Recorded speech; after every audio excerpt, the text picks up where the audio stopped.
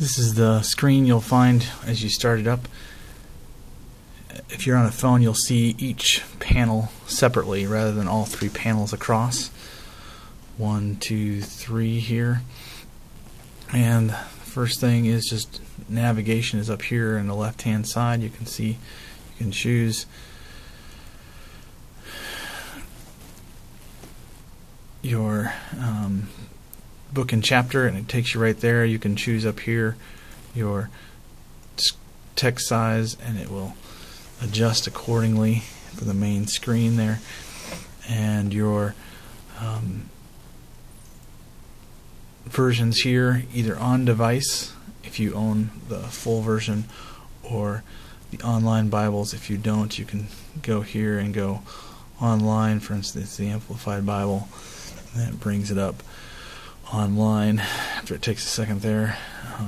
Otherwise, you can go to the installed versions and do the KJV or install XML Bibles. I've got one ESV Bible already installed. There's the KJV. The KJV has the ability to click on a word and find the lexicon value there. Also, if you have Logos, you will find it here as well under the summary screen. Every time you pull up a different chapter, you'll see a different summary with different commentaries. If you have a Logos account, it will bring up different commentaries.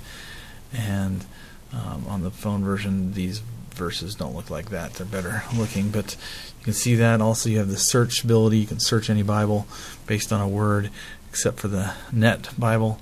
Online, offline or online, you can search. And then also you have study versions here. You have some basic Bible studies that are built into the app. You can just choose one and choose a day, and then just follow those instructions.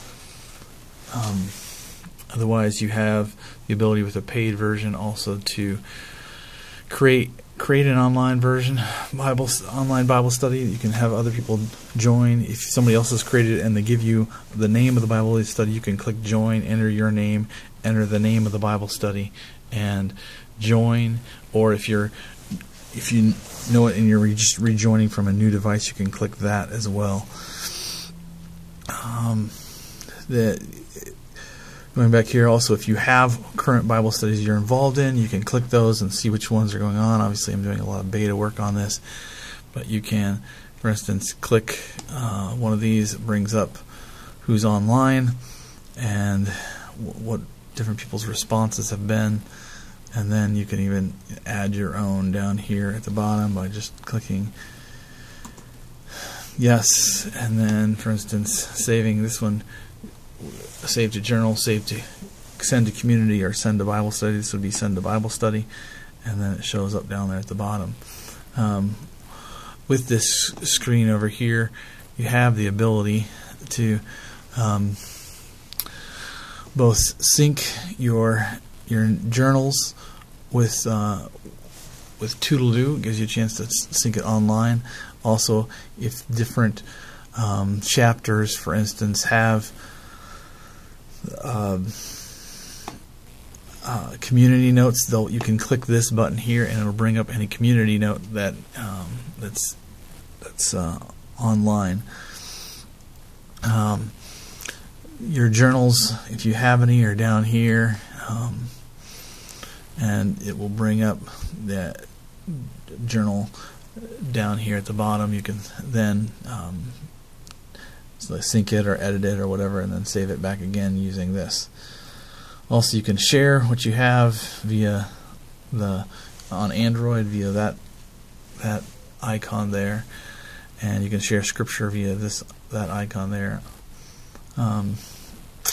If you're on a tablet, you can widen this out here and shrink it back, as well as clear out the right hand journal part.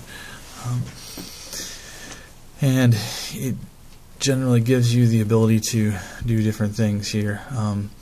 Also, you can create a second reading window if you want to.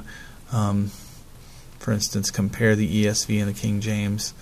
You can look at the different things, and it will sync these up as you scroll down, so you can see the difference in the text. And then to close that out, you just click over here and close that reading window. Again, going back to the online Bible study, just to clarify, you create one here. If you want to create one to have other people join, if you're joining one that someone else has created, you do the join button.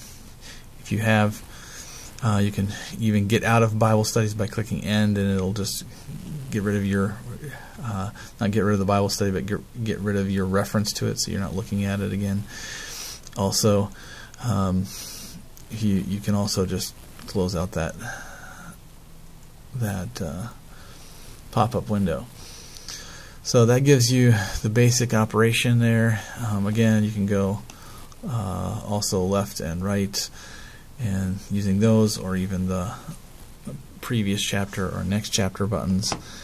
And also you have the ability, if you're using online Bibles, to have a cashier if you're offline or you don't have signal for some reason. Favorite bookmarks, you have those there.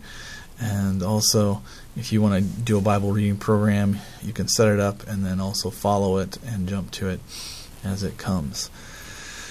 Well, that's basically how On-the-Go Bible Study works. Hopefully that's helpful to you. Have a great day. Bye.